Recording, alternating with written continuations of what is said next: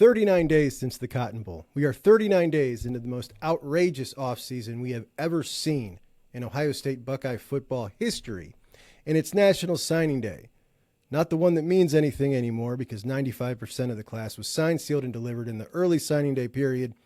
But it was an excuse to get head coach Ryan Day in front of the microphone to talk, and talk did he ever. In a press conference that went on for over an hour, Coach hit about every topic you could imagine. So we're going to go over it all. What did we hear? What do we think we heard? And sometimes, most importantly, what didn't we hear? Let's get to it. It's a Juck on Bucks Wednesday. Thanks for joining me. You can go out and do whatever stupid deals you want to do, the most ridiculous buyouts in the world. And we want to be careful. You'll get a total pass. You'll get a pass. Give us our jerseys back. It's our birthright. We deserve it. And maybe you should just sit out and listen. If you're like me, and I think you are because you're watching a show on YouTube about a press conference, going deeper into that press conference, then February signing day used to mean something to you. It definitely meant something to me. It was one of the most exciting days of the year, certainly the most exciting day of the offseason, when we would slough off any responsibilities we had or attempt to and get in front of the computer or get on ESPN to see who we were holding on to. Could we steal any big flips? What was more exciting? It was awesome. I miss it.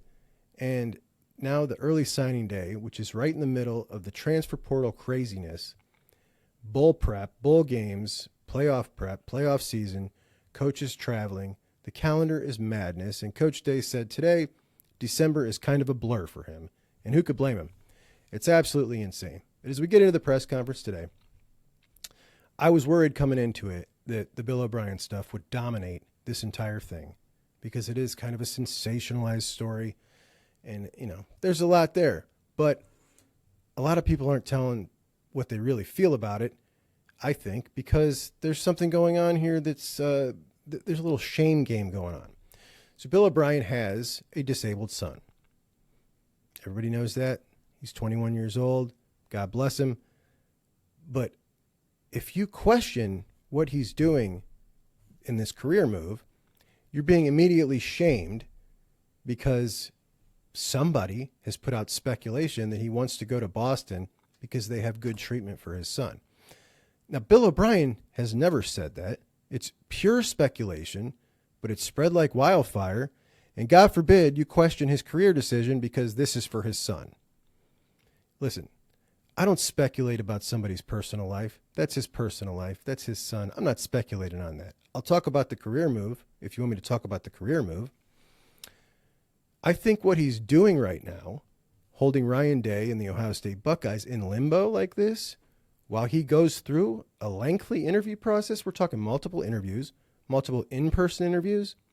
I think it's kind of Bush League. I really do.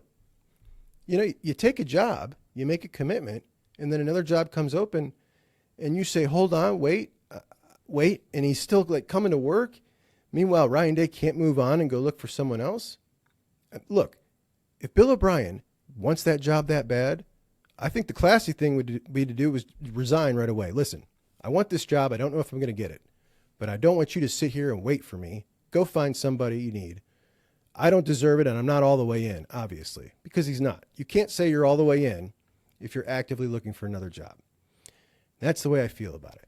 You can get mad if you want, but that's just the truth. It's a Bush League move on Bill O'Brien's part.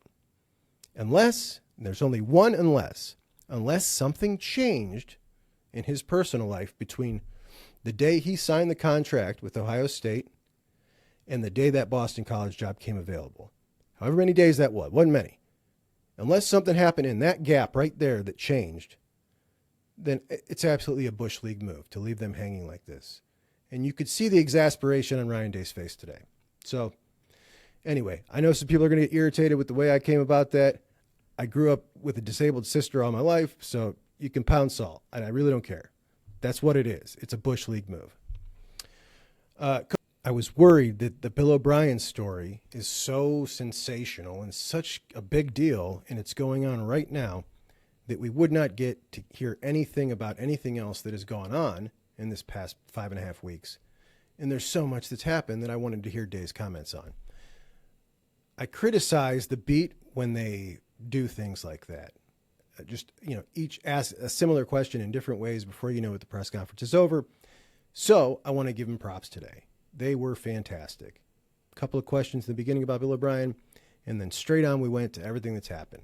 So we'll hold the O'Brien stuff and my thoughts on that till the end of the show. Let's start with Lane Kiffin and his ridiculous tweet about Ryan Day in Ohio State and $13 million. A tweet that was referring to an interview Ryan Day gave 2 years ago, talking about what it was going to take to retain the current roster, that everybody thought incorrectly was $13 million is what they had just spent on this incoming recruiting class or transfer class. And that spread like wildfire. But he was asked, what does he feel about SEC coaches talking about him spending money like this in the Ohio State program, being the whale in NIL? And he kind of laughed, giggled, said, these guys want to be here. We have a great culture, and they want to be together. And our goal is to acquire as much talent as possible. Kudos, Coach Day. When asked about his philosophy changing as it comes to NIL, I did a show about this the other day, and he said no, and it hasn't. And that's just the truth. He talked about replacing positions of need, recruiting, developing talent, and when there's a need, you look for someone in the transfer portal to replace a need. And that's exactly what they did. He talked about Chip leaving and bringing in Quinshawn, a position in need, a running back. Talked about Kyle leaving, bringing in Will Howard, position of need. Talked about Julian Sain and Caleb Downs coming in from Alabama being the result of Nick Saban. And he did mention Caleb, being down to the wire with Alabama and Ohio State in his recruitment out of high school. So, just like we've all been saying, everybody's pointing the finger, Ohio State's buying players, just going out to buy a national championship. Nothing's changed in their philosophy. The only thing that changed is they got lucky on a couple guys coming open that were interested in Ohio State out of high school. Julian Sain was as well as Caleb. And the money's there, quite frankly. They can pay the money now to be competitive as it goes in the transfer portal for these guys when they're competing against the likes of Georgia for Caleb Downs, etc. So nothing's changed there. Heading into my favorite young Buckeye, Sonny Styles. Asked about Sonny and moving down to linebacker. I think we all assume that Sonny is going to move down to linebacker. I don't know what you think, but I can't wait to see him put on a couple more pounds and be down at linebacker.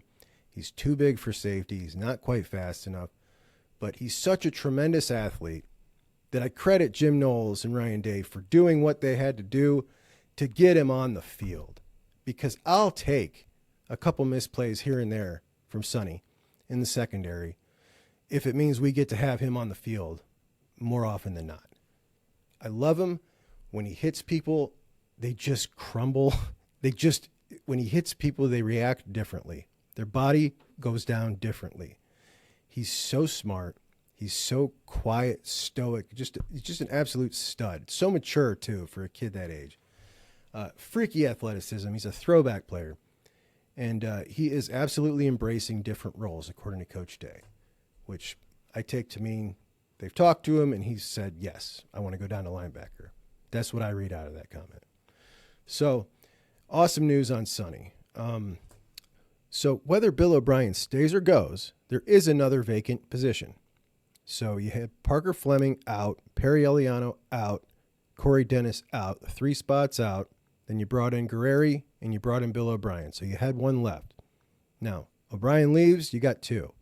But you got 1 right now. Where are you going to go with that 1, Coach? What position area are you going to? He did not answer the question where he was going to go with it. He's still kicking it around. What are his options? Well, he could go special teams to replace Parker Fleming, and I don't think any of us think that's the right way to go or the way he's going to go, because most teams don't have a dedicated special teams coach, and wasting one on that when the numbers of coaches are already favoring the offense, you think you want another defensive coach. So let's assume he's going to go defense. We're looking at linebacker, or another option would be defensive line, maybe an heir apparent to Larry Johnson. And it would be a smart move, because if you had an heir apparent to Larry Johnson, then it would kind of negate the negative recruiting about Larry Johnson retiring every year that we hear, it's effective. It scares off some people. You heard Edric say it this year. He just said it at the end. He thought Larry Johnson might retire. When we flipped him back from Alabama right at the end there. So to have somebody in who was his heir apparent and was involved in the recruiting process with all those guys from day one that could hold the class intact, could potentially keep you, with the entire class intact when Larry retires, and have the defensive line up and running very smooth when he steps out. But then you got linebacker. There is no dedicated linebacker coach on the staff right now. You've got James Laurinaitis sitting there in the building. And look, I'm going to be honest with you. James Laurinaitis is such an impressive man. He's smart. He's got the energy. He definitely appears to want to do this. He started traveling to recruit. We've seen the way the recruits act to him. I don't really care how much experience he has. James Laurinaitis and guys of that ilk, they don't fail when they put their everything into something like this. They just don't. So I believe it's a home run hire. I also believe if you put James Laurinaitis on the staff with Tim Walton and Brian Hartline, you just might have the greatest recruiting coaching staff in the history of college football. I mean, you look at Hartline and you look at Walton and tell me I'm being hyperbolic. Add James Laurinaitis onto that. It doesn't get better. It doesn't get better. So I think that's the way he should go. I hope that's the way he should go. I'm guessing most of us do. Granted, we're a little biased. We all love James. And who wouldn't? And that's the best thing. Who wouldn't? It's a home run. So as we get to the offensive line, Coach was asked, does he think that this offensive line, if not addressed as it currently stands, if somebody else isn't brought in, could hold him back? And he said no. He thinks what he has now is national championship caliber. He'll wait till the spring plays out, and if he thinks there's an issue, he'll address it at that point. But he cited the experience in bringing in McLaughlin as an excellent thing. And it gets kind of overshadowed sometimes. But as we talk about offensive line, getting a year older, bigger, and stronger, just that is so impactful in the position where so much of it is how big and strong you are. A year of maturity is massive when you're 20 to 21 years old. When you look at freshman offensive linemen, and if you lined them up next to the senior offensive linemen, you're looking at essentially two different position groups. They don't look the same. So just these guys being a year more physically developed is going to be excellent for them. And then factor in a year more of studying and technique and everything else that goes along with the development of the offensive line. And, you're definitely going to be better just based off that. So you got Donovan Jackson and Simmons on the left-hand side. They're locked in. You got McLaughlin at center. He's locked in. What are you doing on the right side?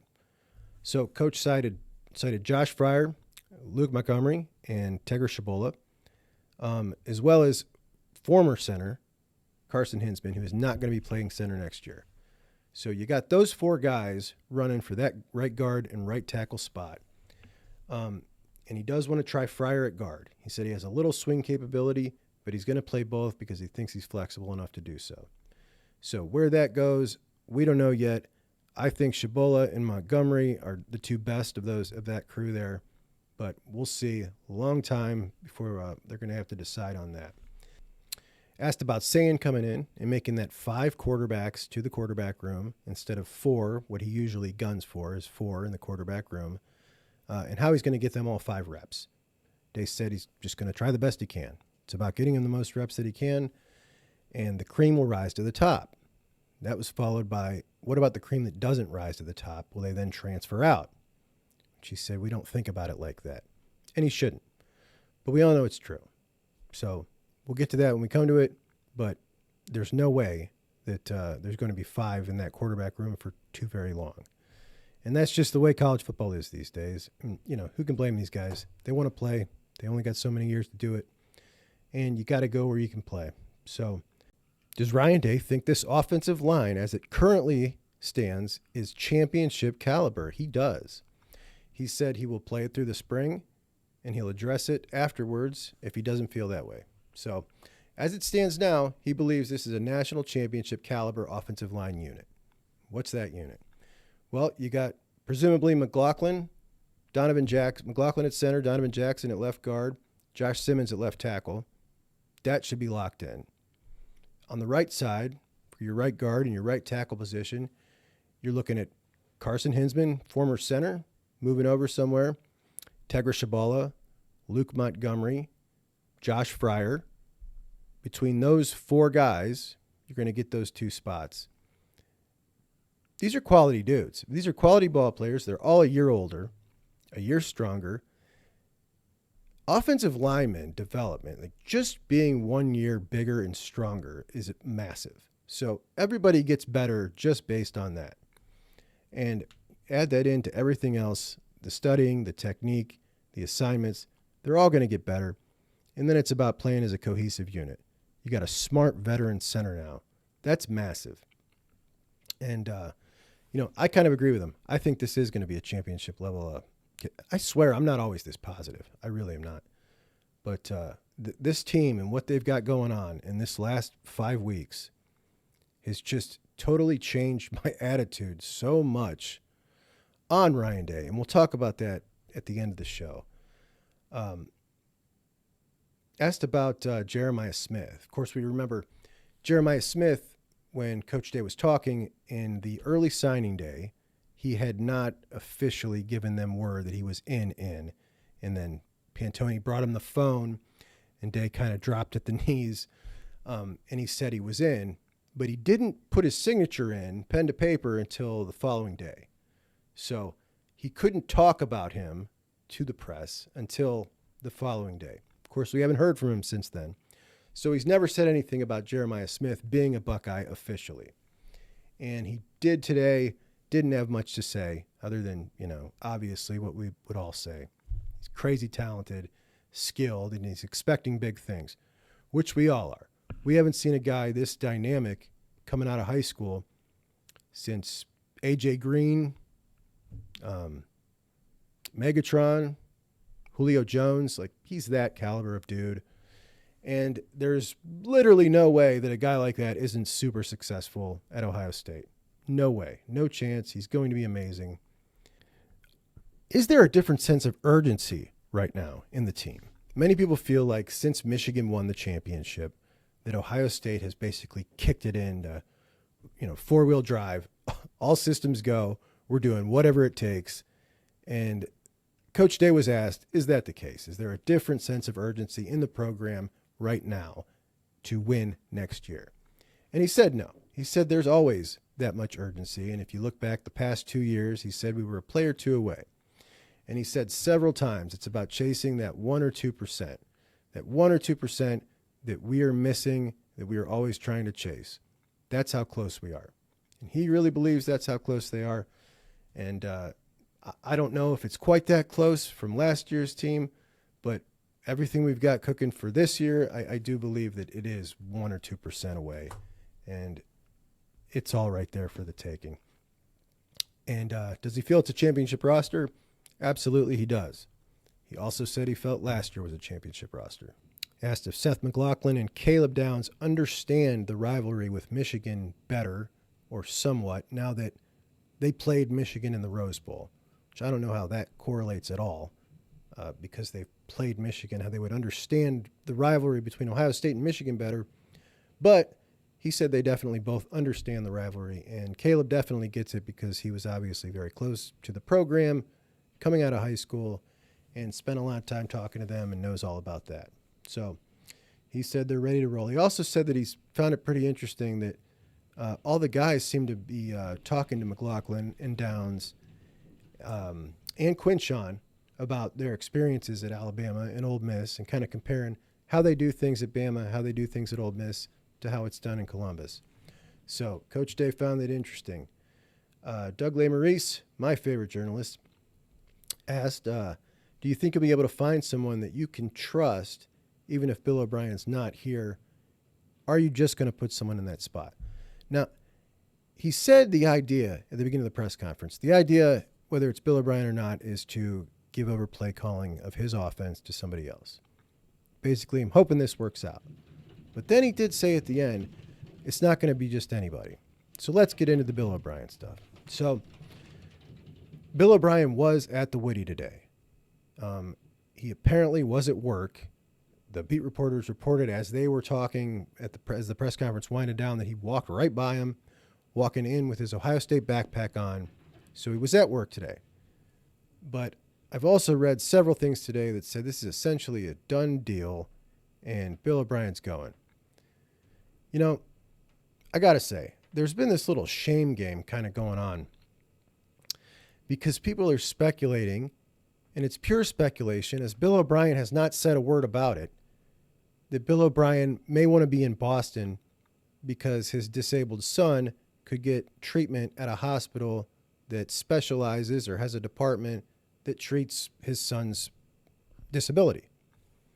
Now, that's pure speculation. He's never said a word about it. To talk about someone's family like that when you have no idea what's going on, I think is kind of rude. But I'm not going to talk about his family. I'm just going to talk about professionally. And I'll tell you what I think professionally. I think this is kind of a Bush League move by Bill O'Brien to put Ryan Day in this position where he finally has given up this play calling, where he's never wanted to do this, and he finally comes to the conclusion that I have to do this to run the program. So he picks his guy. All right, here we go. Let's do it. We're going full steam ahead. And a week and a half later, the guy's telling him, hey, this job came open and I might want to take it if they offer it to me. So can you just hold on? I'll keep coming to work. We'll pretend like nothing's going on. But if they say they want me, I'm going to go. That's not how you conduct yourself professionally. And I don't know why nobody is saying it, but that's a Bush League move. He's got him held hostage right now, where he's at a press conference and cannot answer if his offensive coordinator is going to be the offensive coordinator as we head into the season. I mean, I would never put my employer in that position. I think the respectable thing from O'Brien to do would have been if he was he's obviously not totally into the Ohio State job, or he wouldn't be looking here, right? So if he was that interested in the Boston College job, to come to Ryan Day and say, listen, I'm not going to hold you hostage for a couple weeks. Maybe you miss out on somebody else you might have been able to get because they get hired somewhere else. I'm going to resign this position. Go find your guy because I'm clearly not 100% into it, or I wouldn't be looking at this other job. And if you say anything about what I just said in regards to his family, when you don't know anything about that situation and you're totally speculating, then you're just wrong.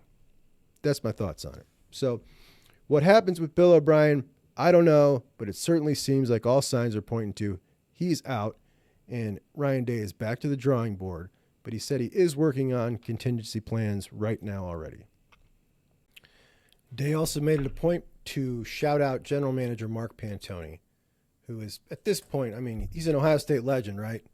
He's the creator of Boom.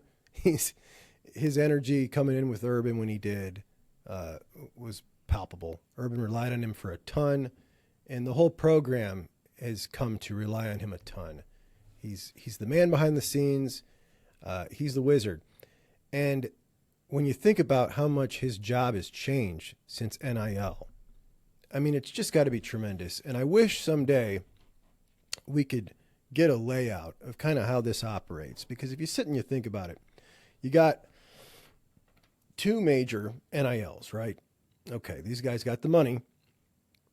Well, we as a coaching staff have to now prioritize our needs. And here's the guys that we're looking at. Here's the guys we got on roster. The guys on roster, each one of them want a different thing.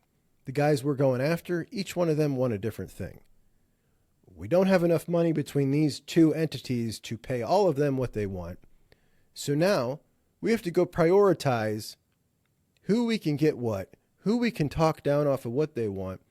And not only are these all different numbers, but they're all different things because there aren't set contracts and templates that they're going off of, which is one of the things the NCAA wanted to create in their last thing that Charlie Baker released was, set deals that everybody's kind of using the same deal. I mean, this has just been total chaos from the beginning.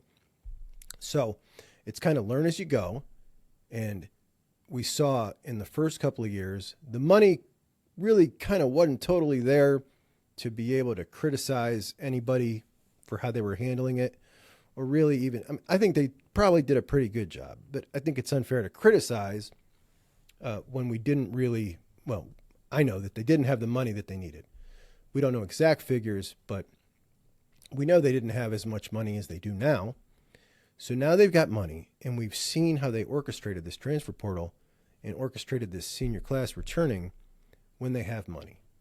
Does that mean they just handed everybody exactly what they want and nobody walked? No. And we definitely saw transfers leave this year. I'm quite certain you can probably guess one of those guys came and said, I want this to stay, whether that's playing time, whether that's money. They wanted something, and they couldn't give it to him. So you have to prioritize who is worth what to you in the organization.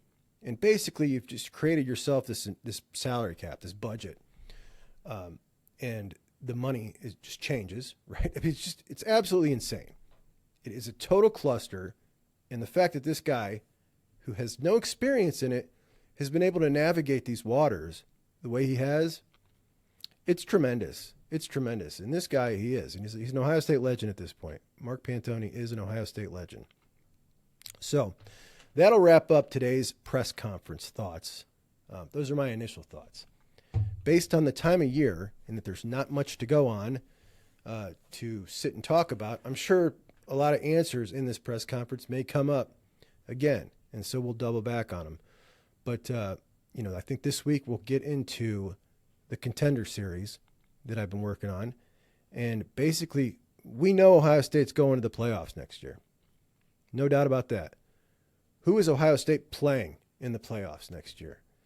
And I want to go over the top contenders that have a shot at winning a national championship. Who poses the biggest threat to the Buckeyes in the playoffs? And who are the legit guys that can win a national championship that could beat the Buckeyes next year? So I'll start on that series. I've already done Texas. We're going to go over Oregon next. And I've made it clear how I feel about Dan Lanning. He's the scariest man in college football right now based on the funding behind that program, the excitement and the energy around that program, the greatest recruiting class they've ever had in the history of the program. They handpicked every single transfer portal man they wanted in the program. And the excitement that Lanning has created around it is just insane. It's never been at a level like this. And they lost both games to Washington by 3 points each last season. Washington, of course, played in the national championship game. So how far away is Oregon? I don't think they're far. A lot of people are saying, well, things will be different when they come to the Big Ten.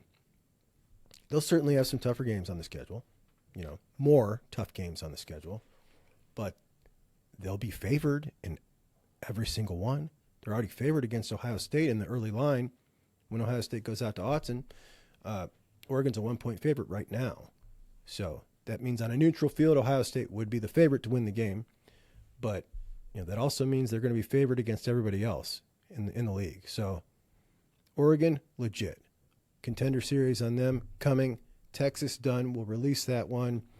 And on we'll go. But I'll tell you who won't be on there, and that'll be Alabama. I did a spot on Alabama last week where I simply listed what happened in the 24 years between the two greatest coaches in the history of the program. So you had Bear Bryant, you had Nick Saban, two greatest coaches ever, 24 years in between those two coaches. So what happened? Well, if you want to be an elite program, or let's just call you relevant, if you're a blue blood, you got to finish in the top 10, right? For a blue blood program like Ohio State, we just put it in terms of us, for Ohio State to have a relevant season on the national level, nationally relevant, you have to finish in the top 10. So how many times during those 24 years was Alabama nationally relevant? So 24 seasons, they finished outside the top 10 16 times in 24 seasons. So 16 times in 24 seasons, they were not even nationally relevant. 10 of those seasons, they finished outside the top 25. Their average record in those 24 seasons was 8-4 with a win percentage of 66%. So I don't have any faith in Alabama being able to maintain anything like they have under Saban. We remember those periods, those of us with a couple grays in our beard. Alabama was Florida State. They'd pop up and have a great season here and there, but mostly they were just, whatever. They're good, but they're not good. And that's what I expect them to be. So they're not going to make the Contender Series because it's my series, and I don't believe in them. And I also believe that Kalen DeBoer is a very good coach, but is going to definitely struggle getting acclimated down south. He already looks like a fish out of water. How do you let Julian Sand go without a fight? Now, listen, this was reported that it appeared that Julian Sand was kind of shown the door by Kalen DeBoer and his guys. Like, we got our guy, and they did. They brought their guy from Washington. And they kind of just said, we don't even want to try to keep you. I find that stunning. Julian Sand's the dude's amazing. And I find that really stunning. Lost 30 guys off the team. I don't know why I'm sitting here talking about Alabama again. I think it's because, I'll tell you why, actually, I do know. Because my comments from the Alabama video last night were just coming in like crazy. And they're so mad that I simply pointed out what happened in those 24 years. They're so mad at me. I'm sorry. I didn't do it. Blame them for not keeping Gene Stallings. Gene Stallings, I think, was only there for 3 years. He won a national championship during that period. And again, more irrelevance before and after that. That's just who they are. So please please subscribe. We are now almost 2 weeks into Juck on Bucks. It's my favorite new hobby. It's my first time ever doing a show. I'm trying to do the best I can. If you have any words of advice, things that you're liking, things that you aren't, please leave them in the comments. Please follow me on Twitter at Juck on Bucks if you want to talk to me directly, and we can talk anytime. That's all I got for today. So, Contender Series coming. I'll pop in every day, 7 days a week, dropping you Buckeye news and notes and my thoughts on what's going on.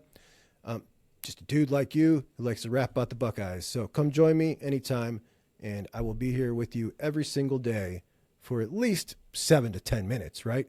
We can at least find something to talk about for 7 to 10 minutes. So that's what we'll do because I'm Juck, and I love the Bucks, and that's what we love. So, all right, we'll talk to you soon. Have a good one.